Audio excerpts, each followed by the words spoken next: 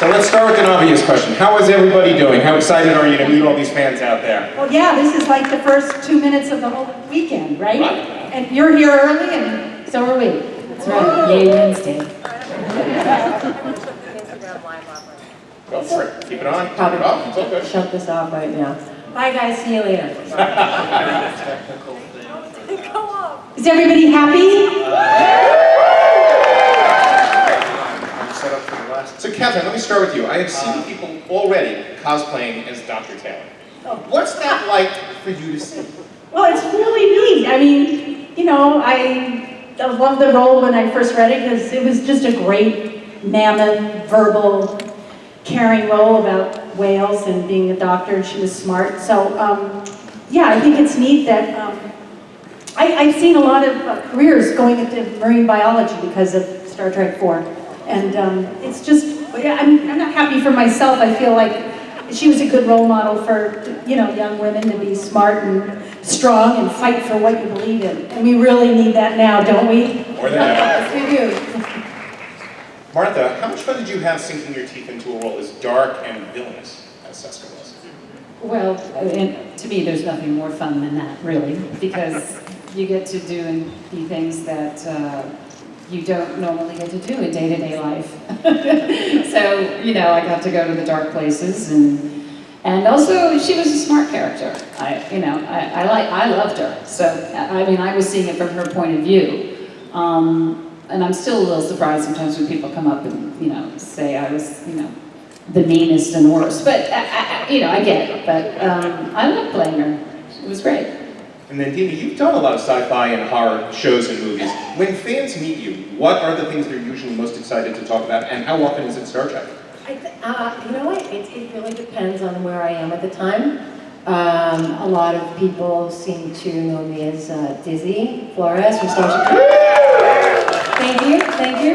The Star Trek fans know me. Well, actually, no. Actually, not people when they find out that I was Dinatra. Usually can't believe it because has anybody seen, if you've seen Nemesis and you know Commander Dinatra, she was a Romulan, and well, Romulans look different, you know, they're different. Austere would be Yes, good. yeah. So between the eyebrows and the ears and the black wig and the, you know, the cute little bob and the you know, that five head. Yeah, they usually don't recognize me, and they're often surprised. They're often. I'm jealous I didn't get to wear one of these great makeups. Makeup? I've worn tons of makeups. Don't be jealous. It's not that much fun, especially when it's like, you know, in the middle of the summer and you're standing outside after lunch and you're melting. Yeah. Although I find that the makeup, they help with the character. Because Absolutely. the character. Absolutely. Makeup and wardrobe always will help and help an actor feel more of the character, to feel more like them. And then Steve, you were on TNG, Deep Space, and Enterprise. Wow. An unfair question, but which experience did you enjoy best and why? Well, I loved having a job. So let me get that out of the way just to start with, okay? So, because of the result of being able to do all those, I would say that my happiest experience is being able to be in front of all of you right now. Because if it wasn't for you, we wouldn't be here.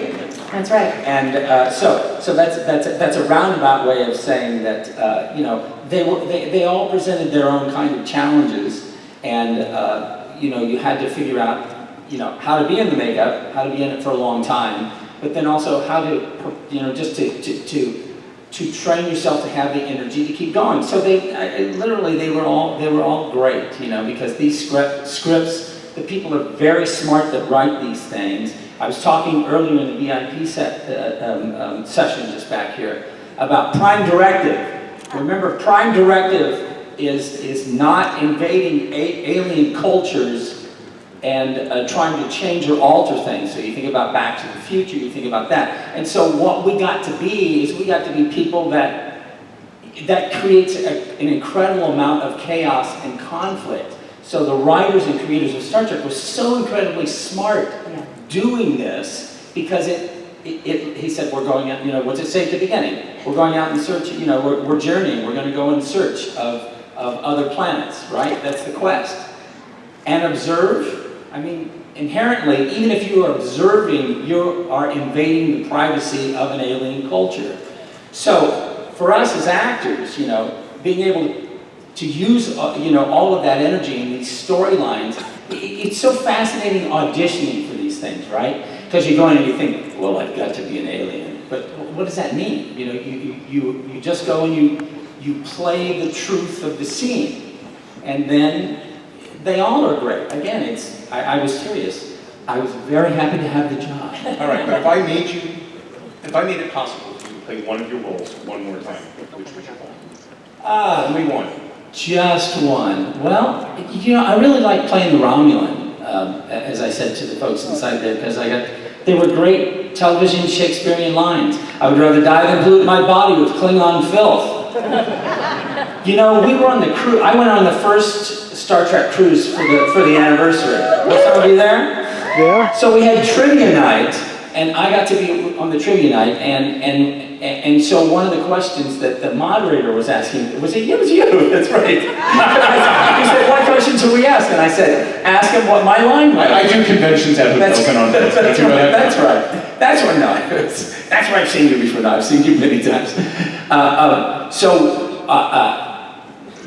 And to tell you how many people got various versions of that line, they were close, but they weren't correct. And then I had to think if I was correct, because you people know so much more about all of the Star Trek items and the minutiae than I can possibly think about. That's why I bring the manual in. When you suddenly ask me if I think that the photon torpedoes are effective, I'll say, can we sing a song instead? Would that be good? So I would say the Romulan was probably one of my favorites. Good choice. Kate, you played a character, essentially playing a character on Voyager. How tricky was that to do? Do you have to kind of think outside the box to make that work? I felt so outside the box because it was my first sci-fi experience, and the language was completely foreign to me. It's like I needed a dictionary. I needed time to figure out who I was, what this language was, what the dialogue meant, and you don't have any time. You get the job and you hit the ground running. So my eyes were kind of peeled back over my head. Hopefully you guys didn't notice. But I was a bug playing a human, a species 8642. Sorry. and it was fascinating to me because what you hope for is you stay moment to moment to moment in a scene, and I was so glued in moment to moment because I was in my mind was very busy, which you don't want to be, but I had to be because I was deciphering the language and the plot, and we're somewhere in space, and this is my mission, and I was like a baby in space. I did not got my feet wet on that show. It was very, very scary, but also so much fun because you're launched into this make-believe world. And something about working with makeup, I loved, like when I was in acting class in San Francisco, mask class. Because you put on a mask and you're free. You're free. You're freed from, Kate Vernon's face. Does this one, I say this or whatever. And when you have a mask on, this level of freedom comes up. And I actually haven't had the opportunity to wear several foreheads or things like that. I haven't had the opportunity in work to wear a mask. So the work is, of course, to build your character. But I do look forward to it. Not necessarily it's a painting, the glue and the chemicals and things like that. But there's a lot of joy and freedom that comes with working with masks. But did I divert? What was You mentioned how tricky was it? Great answer. Great answer. Yeah, thank you. Michael, you were a boy playing a boy who wanted to play. Right. Such a stretch. What kind of direction does Jonathan Frakes give you to say, play more, play better? What's he say to you? Yeah, man. Well, it's interesting because I was in Insurrection when I was 10. It was the first movie I ever did, and as a kid, acting is not an intellectual exercise in any way. It's purely a visceral exercise. It's purely, you do it because you enjoy playing or entertaining or whatever. I mean, any home video you would watch me as a little kid, it was just me reciting commercials or TV shows or all this stuff I saw on TV. So yeah, it was kind of it was a great fit. I mean, that character, you know, looking at it now, was meant to represent the purity of a child and, you know, someone who just was unfamiliar with technology and just sort of lived in this kind of pure utopian universe and just wanted to play. So yeah, I mean, for me, I was 10, and that's all I was looking to do in my life at that point anyway. And it was beautiful too. I have to, my parents, I gotta give them a lot of credit because they really shielded me from a lot of the craziness around the industry and just allowed me to do what I love to do, which was perform.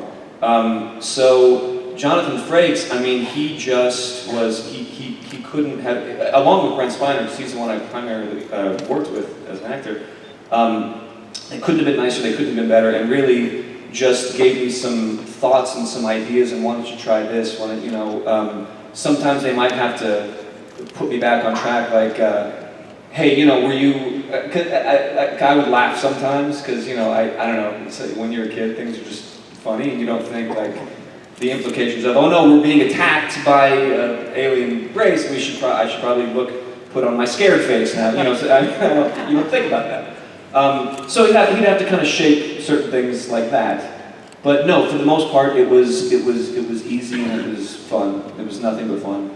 Great. I'm going to go down the circuit again here in a minute. But guys, if anybody has questions, feel free to get online, and we'll get to those in a little bit. Catherine, one of my favorite scenes in any Star Trek production was the bird of prey sequence in San Francisco Bay. That was shot in the pool at Paramount. Right. Take us through that. What was that like? Because it was Oh my old school gosh. in Hollywood, right? Yeah, it was amazing. I remember when I first came to town from New York, you end up, well, I did a series called, my first job was Bad News Bears. That's my bubble gum, sorry.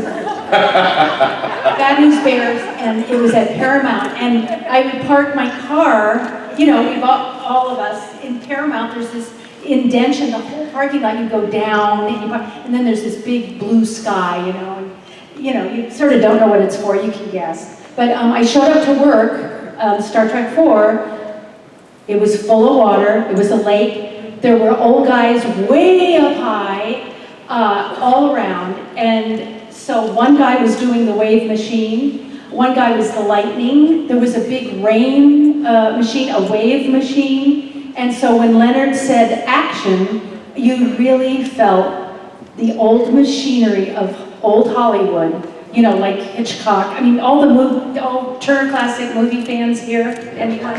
Yeah, those are the great films, and it was really magical. It was the first set I was ever on. I was in college, and I just thought every set would be like that. And it must have been the same experience for you. Nothing like it, right? And of course, you know, it's shallow, so you'll always know when actors are pretending it's deep, but you know they can actually touch it because it's only like 3 feet. So we all tried to look like we could drown at any minute. And then Martha, if I got this right, tell me if I'm right or wrong, you auditioned for Dax on Deep Space Nine. I did. Can you tell us, what do you remember of that experience? How close did you come? How badly did you want that role? Well, you know, you never know how close you come, really. Well, close enough but that I you felt remembered really, you later. Yes, exactly. I felt really good about it. Because as written in the script, the character was a sage, a wise old man in a young, beautiful woman's body. And that was kind of a cool thing to play. You know, it was like being Yoda, you know, when you're 27, just being, you know. So that was great, what a challenge. And I felt really good about it because the casting director had hired me for another show, and when I read, they were seeing a gazillion young women. It took hours, it felt like a cattle call, although I know it wasn't. They were seeing a lot of people. But the casting director, she did something sort of flamboyant after I finished. And she stood up and she threw her papers down on the floor and looked at the guys, you know. But, you know, Wow, but that was it. I didn't get another notice, but then I immediately got called in for other roles. But, you know, no one could, I mean, Dax was Terry, Terry was Dax. Like, it became her, and the role became her, and she became the role. That's the way things go. And I'm sure you've all heard and read about casting stories, how someone was going to play something and then someone else did. How could you imagine it with anyone else? Of course. It's just a funny kind of random kind of gamble. I would have loved to do it, but I did lots of other things too. So. And beautifully so. Thank you.